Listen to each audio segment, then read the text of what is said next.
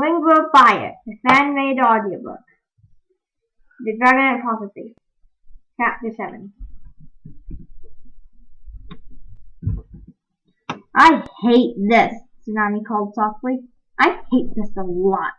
She beat her wings against the chains that trapped her. I don't love it either, said Glory's voice. Shh! Starlight scolded from the riverbank. Clay stood in the shadows, shivering as the icy water washed over his talons. He wished he could take fire with him underwater. He wished he knew what he was getting into. He really wished he didn't have to go alone. But he had to do this. He glanced at the corner of the cave where Glory had disappeared. Are we sure this is the only way?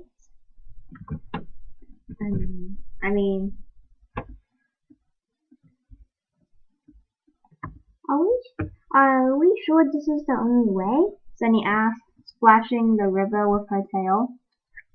I bet I could find some more ideas. I bet I could think of some more ideas with a little more time. We don't have any more time, Clay said. Follow the current, Starlight said to Clay. Don't leave the river. If it goes out into the world anywhere, the current should take you there. Clay thought. Stop and rest anytime you find a place to breathe, Starlight went on. If you can't find a place where the river surfaces, don't panic, or you'll run out of air faster. Clay felt like he was panicking already. When he thought about swimming into inky blackness with no idea if he'd ever breathe again, his whole body tightened with fear. He felt the brush of wingtips next to his and turned. The river eddied around the blurry outline of Glory beside him. Go hide, he whispered. Thank you, Clay, she said quietly. I'll never admit I said this, but I want you to know I would never have made it through the last 6 years without the 4 of you. Same here, Clay said. Growing up under the mountains without Glory, Sunny, Tsunami, and Starlight would have been too miserable to bear. Me too, Starlight said. Sunny nodded. She twined her tail in Glory's and touched one of Clay's talons. Good luck, she said Glory. She stepped out of the river and melted back into the shadows. Be really careful, Clay, Tsunami said. Her chains were taut around her legs and neck as she leaned towards them. Come back if you have to. Don't keep going if it's too dangerous. Don't you dare die, Sunny added, laying her forearms around his neck and beating his wings with hers. Y'all stay safe too, Clay said. He took a deep breath, then another. I'll be rolling away that boulder before you know it. He couldn't delay any longer. He nodded to his friends and he dove into the river.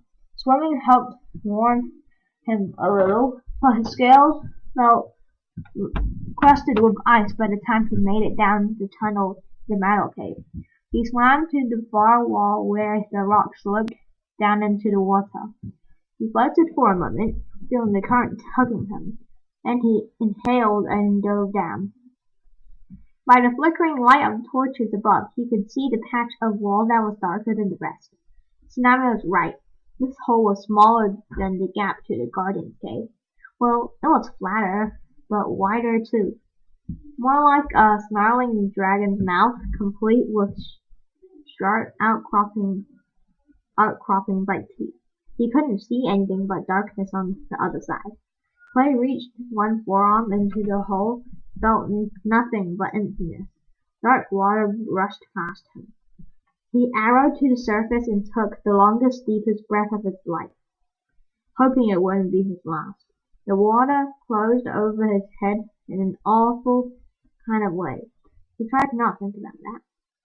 With a few swift kicks, he swam back to the hole and grabbed a few rocks by either side to brace himself. He folded his wings tightly to his body and snaked his head through the hole. His shoulders followed. Then his wings scraping painfully against the stone teeth. His front talons found a lip of rock He got ahead of him. He seized it, pulling himself forward. He felt his shoulders slipped into open space, just as his haunches got stuck. His back claws scrabbled for a grip. He tried to flatten himself onto the rock, squishing himself sideways. He wriggled as hard as he could, remembering Starfight's instructions. Don't panic! Don't panic! Don't! He popped loose so suddenly that he spun forward, head over tail, and had to flail around his wings to straighten himself out. As he did, he felt stone brushing his wingtips on either side. Cautiously, he reached out into the darkness. Rock pressed closely around him. The river was narrow here. The river was narrow here, and the current was strong. He carried himself forward, even when he wasn't trying to swim. Everything was pitch dark. He tried paddling up to find the surface of the river, but his head barked painfully against a rock ceiling. There was no ear here, only a tight channel filled by the river. He wasn't even sure there was space to turn around if he wanted to go back. I don't want to go back. I can't go back. Clay forced himself to swim, kicking his back legs and waving his wings as much as he could in the cramped space. Water gurgled his ears as if it was laughing at his efforts. His heartbeat seemed louder than he'd ever noticed before. He didn't know how long he swam through the dark, twisting channel.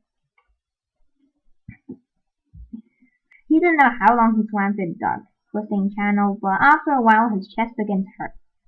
He never actually tried holding his breath for an entire hour before. The dragonette only knew he could because that's what it said about mudwings in a couple of scrolls. What if it took practice? What if only full-grown mudwing could do it? What if his lungs were too small? What if he drowned down here alone and his friends never knew what happened to him? Then Kestrel killed Gloria and he was really the most useless dragonette in Pyria! I'll not panic. Clay climbed towards the surface for the 100th time, setting his jaw stubbornly. Still only solid rock above him, but it still seemed like the rock was slanting upward. Was it? He reached his wing up to brush against the stone and swam faster. The channel was definitely getting wider. He couldn't feel the walls on either side of him anymore. Suddenly the rock above him disappeared as well. The strength of the current dropped away. It felt as if he swum into a wide and open pool. Clay beat his wings, rising up and through the dark water, his tail lashing to drive him forward. It was deeper than he realized, far below the surface. But were there stars above him? He nearly sucked in a mouthful of water of excitement. He had made it outside already? Something was shining overhead. He could see small spots of light, like a night sky through the hole. His head burst out of the water. Clay yelped with glee as he breathed in and out, grateful for air like he had never been before. But his voice echoed back to him, bouncing off cave walls. This air didn't smell like the sky. He couldn't hear anything beyond stillness of rock and fading echoes of his own cry. He floated on the surface of the pool. The current was still moving sluggishly somewhere below his talons. All was darkness around him, except for those points of light overhead. Glowworms. He was still under the mountain, in a cave full of thousands of glowworms. The airy little insects pulsed like a green light. Glowing tendrils hung from several of them, like a shimmering star curtain far above him and around him in the pool's reflection. By their dim light, he could faintly see the distant arch of cave walls. He wasn't outside. At least he was breathing. He followed Starfight's advice, resting for as long as he dared. It was so cold in the water he couldn't feel the tip of his tail or the outer edge of his wings. He tried breathing a spurt of fire into the air, but his chest was too frozen to produce any more than a flicker of flame. It was almost more than he could bear himself duck under the water again. Finally, he took another deep breath and dove. For a terrible moment, he was afraid he lost the current. He had no idea where he'd come in. He had no idea if the river even left this cave. What if this wide silent pool was the end? Could he make it back to his friends find the strong current the whole way? He realized that when he floated, there was something carrying him along. It was weaker, but the current was still there. He spread his wings wide and stretched his tail down, letting himself drift like a leaf until he was sure which direction it went.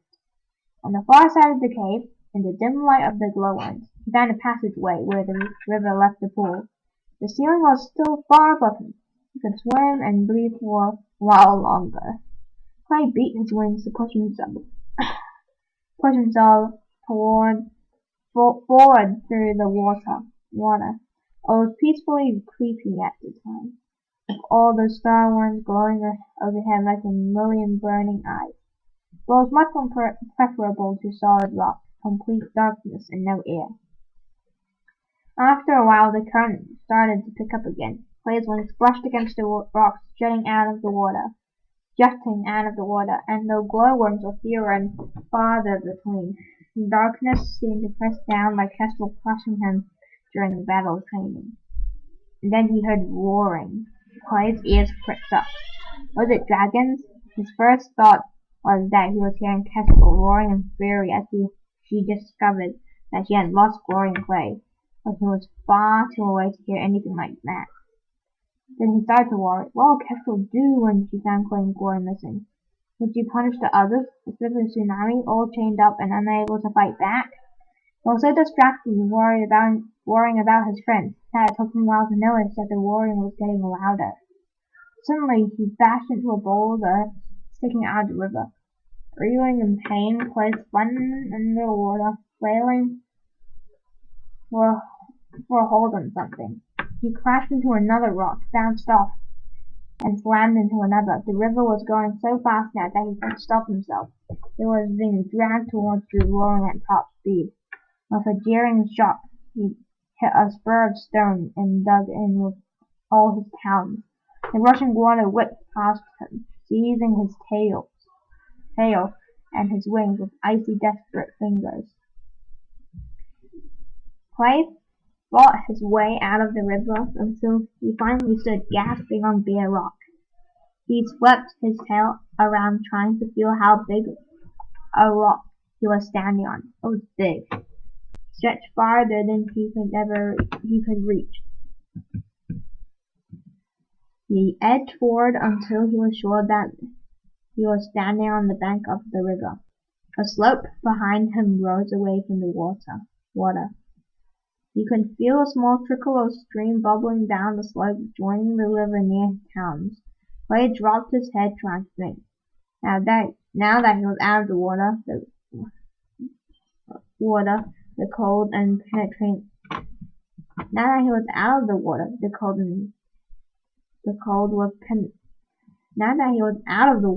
the cold was penetrating deep. It coiled and twisted around his bones. He coughed, hoping to summon a flame, but it was no use. Some dragons carried fire within them, always. A skywing or a nightwing could blast flames anytime. Ceilings and icewing could never breathe fire. But others, like mudwings, needed the right conditions. Warmth, most of all. Remembering all his fire-breathing failures, Clay could hear Kestrel's scornful voice hissing about what a disappointment he was. Not this time. I'll figure this out. He could guess what the roaring was, though. Although he had never seen a waterfall, he certainly didn't want to experience one for the first time in total darkness. Even if he could fly over it without his sight, he'd be sure to run into something and crash. But he could never leave the river, could he? Clay set one claw in the trickling stream, and was surprised to find it was a little warmer than the river. Where did it come from? Up. Surely it meant closer to the surface in the outside world.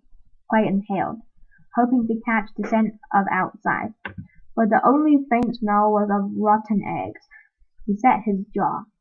The stream had been led to somewhere not over a waterfall. Clay spread his wings to feel the cables and crept up the stream, slipping now and then on slick stones. Soon he felt a ledge ahead of him. He climbed over it and splashed into a deeper pool. The rotten egg smell was much stronger up here. He tried to wade forward, and the water crept up to his legs. Suddenly he felt a stinging pain fly through the softer scales of his underbelly. With a hiss, he scrabbled back up on the ledge. His wings caught on something sticky overhead, and he felt the same sharp pain shivering through his tendons.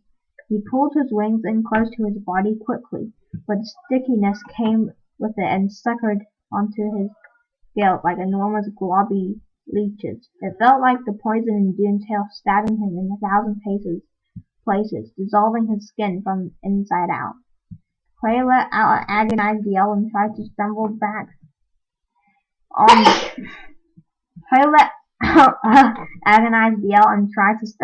on the slope to the river, but he lost the feel of the stream under his claws. He was stumbling blind over bare rocks, frantic to escape the pain, lunged towards the sound of the waterfall. His head collided with something hard that knocked him to the cave floor. He lost consciousness.